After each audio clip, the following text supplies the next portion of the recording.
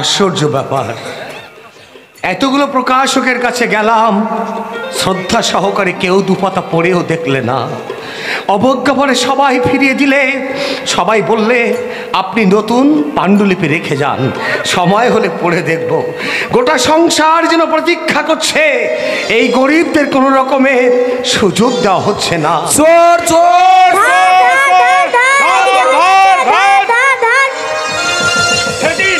আমাকে ছেড়ে দিন। দাদা কুণ্ডল, কুণ্ডল, তুই তুই হার ছিনে নিয়ে পালাচ্ছিস? এই তুই না আমার ভাই? আমি তোমার ভাই। সৎ পথে আমি অনেক চেষ্টা করেছি, প্রতি ক্ষেত্রে আমি নিরাশ হয়েছি, তাই বাধ্য হয়ে বংশের কুলাঙ্গার, পেটে যদি এতই জ্বালা ধরেছিল তাহলে মোট বইলি না কেন, রিক্সা টানলি না কেন? তাতেও তুমি মাথা উঁচু করে বাঁচতে পারতাম। মাথা কোথায়? কোথায় তোমার মাথা? তোমার এমন এমে উর্বর মস্তিষ্কের লেখাগুলো প্রকাশ পেলে চারিদিকে তোমার নামে ধন্য ধন্য আবর্ত পাচ্ছ তার কোনো মূল্য? দাদা, এই জীবনে যাদের মাথা উঁচু তারা চিরদিন মাথা উঁচু করে থাকে। চুরি করলেও তাদের সাজা হয় না, খুন করলেও তাদের টাকার জোরে খালাস পায়। আর যাদের টাকা নেই তাদের শিক্ষা দীক্ষা প্রতিভা নর্দমার পচাবাকের মতো অবজ্ঞায় পড়ে থাকে। অনাহারে অদ্যাহারে রাস্তায় পড়ে অকালে মরে। পালিয়ে গেল, এইদিকে পালিয়ে গেল, আর নিয়ে পালিয়ে গেল। যা, এবার তুই পালা, ধরা পড়লে ওরা তোকে আস্ত রাখবে না। আটটা আমাকে দাও দাদা, তুই চলে যা। আমার অপরাধে আমি তোমাকে শাস্তি দেবো না দাদা। আমি আর কথার আবার দোষ না, চলে যা বলছে। আটটা আমাকে দাও দাদা। ওরে, বড়দেরই তো চিরদিন ঝড় ঝঞ্ঝার দাপট সহ্য করতে হয়।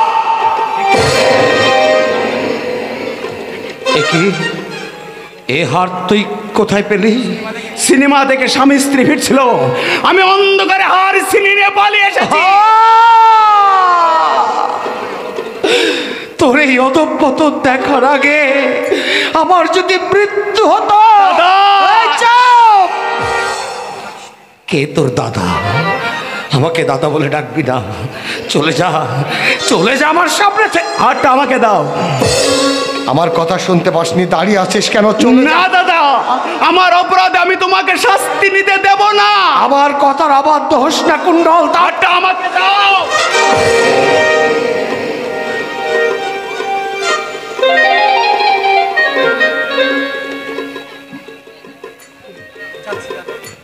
বেশ, আমি চলেই যাচ্ছি দাদা, তবে তুমি বিশ্বাস করো আমি মানুষ হতে চেয়েছিলাম দাদা, আমি মানুষ হতে চেয়েছিলাম।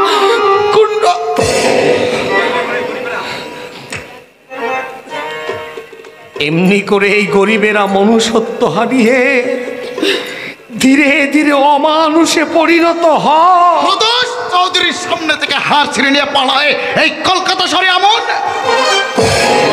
কি? এ হার আপনার হাতে এলো কি করে? কৌশিক, তোমার হাতে আমার হার? আমার গলা থেকে? না না না না, এ অসম্ভব, এ হতে পারে না, এ আমি বিশ্বাস করি না। অবিশ্বাসের কি আছে সু? একটু আগে তোমার গলা থেকে হার ছিনতাই হয়েছে, সেই হার এখন আমার হাতে। এমন নির্ভুল সত্যটাকে তুমি অস্বীকার করবে কেমন করে? না না, এমন হীন কাজ তুমি কিছুতেই করতে পারো না কৌশিক। কোন মানুষ কি করতে পারে আর না পারে তা বলা কঠিন। তোমার মাস্টার মশাই একটা ভদ্রবেশী চোর। হ্যাঁ হ্যাঁ, আমি চোর। কৌশিক, আমি চোর। ছি ছি ছি ছি, ছাত্রীর গলা থেকে হার ছিঁড়ে নিয়ে পালাতে তোমার বিবেকে এতটুকু বাঁধলো না? তোমাকে আমি পুলিশে দেব। না না প্রদোষ বাবু, না, কৌশিককে আপনি পুলিশে দেবেন না প্রদোষ বাবু। তোমরা অন্যায়কে প্রশ্রয় দেওয়ার চেষ্টা করো না। কৌশিক এ কাজ করেনি, ও করতে পারে না প্রদোষ বাবু। হাতে নাতে ধরা পড়েছে আর বলছো করতে পারে না? কৌশিক চোর শতবার বলবো, চোর চোর চোর। আমি চোর, কৌশিক, আমি চোর, কৌশিক, আমি চোর। আমাকে আমাকে আপনি থানায় নিয়ে চলুন প্রতোষ বাবু। কৌশিক, আমাকে আমাকে ভুলে যেও সুচেতা। কৌশিক, আমার বর্তমান পরিচয় তোমার কাছে সত্য হয়ে থাক। কৌশিক, অতীতের কৌশিকের কথা মনে হলে যদি তোমার চোখে জল আসে, হৃদয়টা যদি চঞ্চল হয়ে ওঠে, তাহলে বর্তমানের এই হতভাগ্য কৌশিকের কথা মনে করো। দুঃখের পরিবর্তে ঘৃণাই হবে, সহজেই ভুলতে পারবে। কৌশিক, শুধু একটা কথা মনে করবে,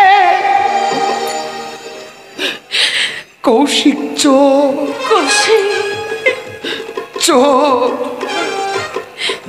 চোর। শুধু ওকে মনে করতে হবে না, কালই খবরের কাগজে বড় বড় অক্ষরে লেখা হবে, ছাত্রীর গলা থেকে গৃহ শিক্ষকের হার ছিনতাইয়ের মধুর কাহিনী। আর তখন সকলেই জানবে কৌশিক চোর। চলো থানায় চলো। কৌশিক, আজ দুজনা কৌশিক, দুটি পত গো, দুটি দিকে গেছে বেকে।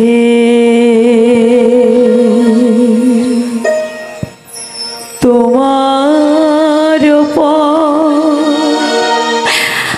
আলোয় ভরানো জানি, আমার আধারে গেছে যে ডেকে। আজ দুজনা দুটি পত গো, কৌশিক, দুটি দিকে গেছে বেকে।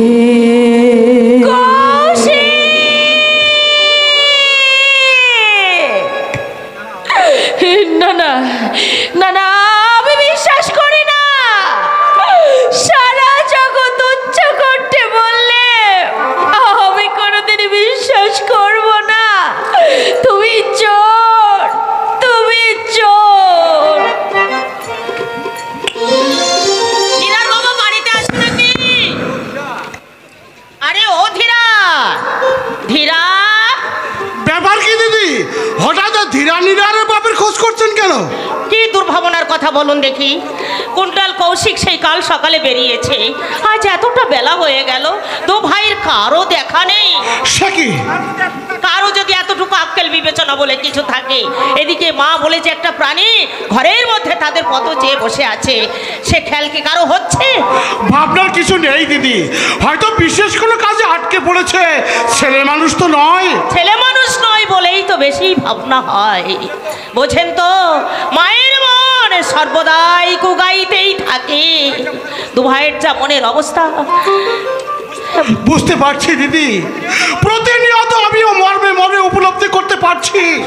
একে একে সময় মনে হয় এই ঘর সংসার ছেড়ে দু চোখে যেদিকে যায় আমি সেই দিকে চলে যাই, আর না হয় আত্মহত্যা করে এই অভাবের জ্বালা থেকে আমি অব্যাহতি নিই। কিন্তু পারছি না দিদি, পারছি না। অসহায় ছেলে মেয়ের মুখ আমার যেন পিছু টেনে ধরে দিদি।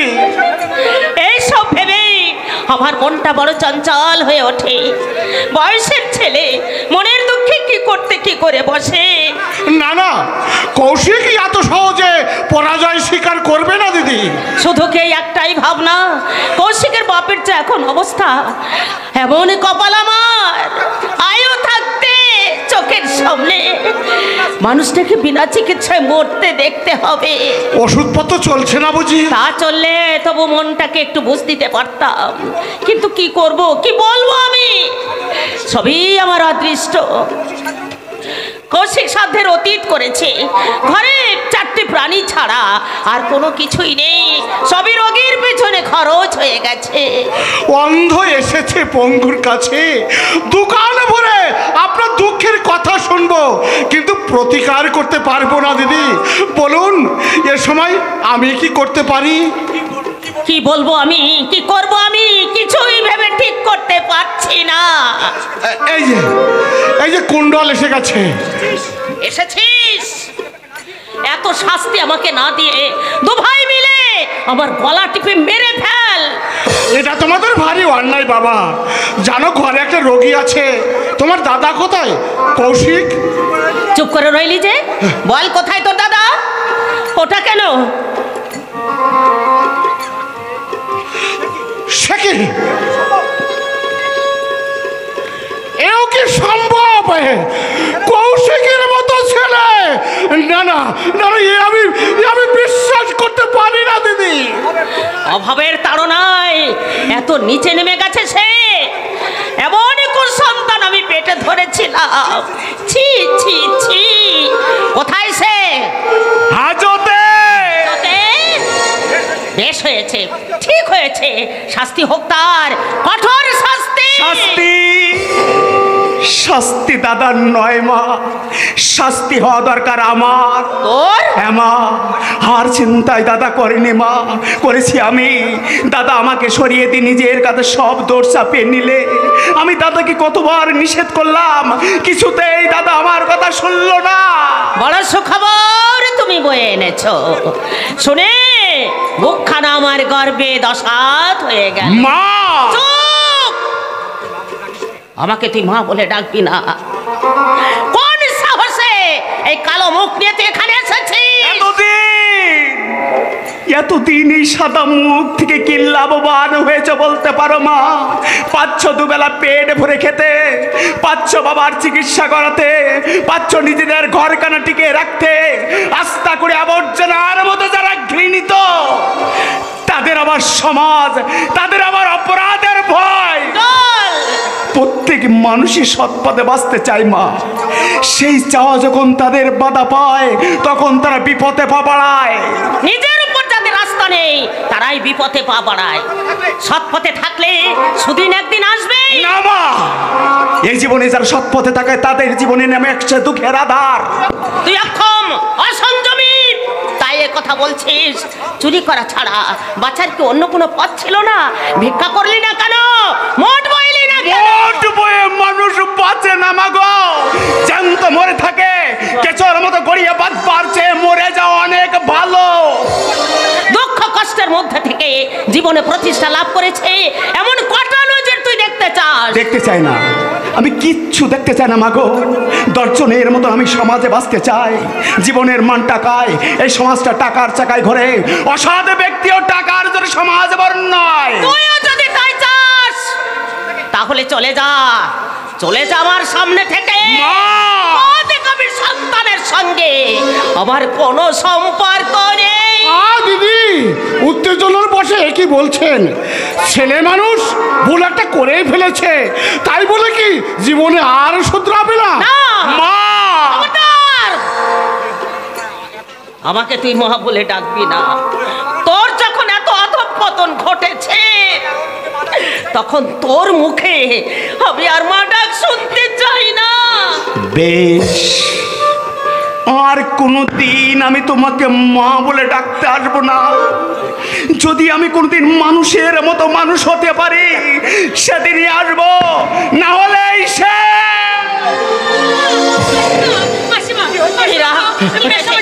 কি হয়েছে? আমাদের ছেড়ে চলে গেছে।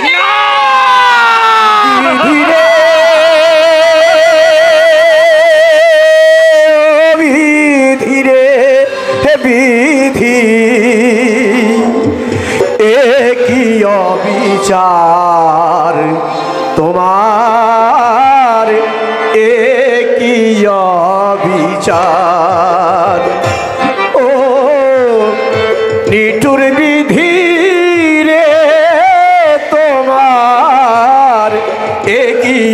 অবিচার তোমার কি অবিচার সাজের আগে সূর্য ডোবে নবী যে আধার তোমার কি অবিচার তোমার কি অবিচার ও নিটুর বিধি রে তোমার কি অবিচার তোমার কি অবিচার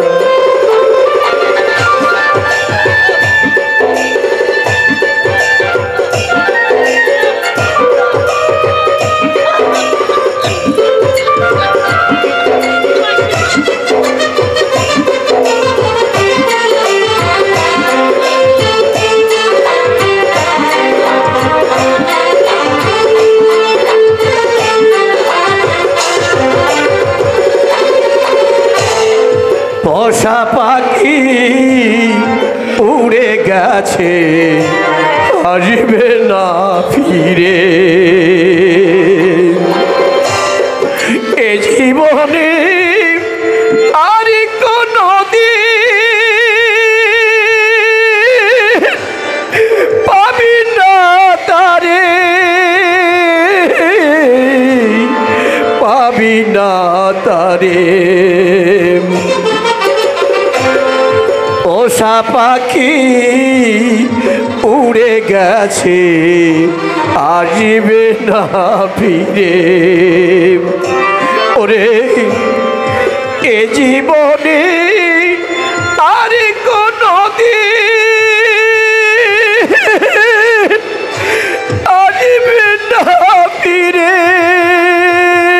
ওরে চোখের জলে বুক ভেসে যায় শুধু হাহাকার তোমার কি অবিচার তোমার কি অবিচার ও নিটুর বিধি রে তোমার কি অবিচার তোমার কি অবিচার বিধি রে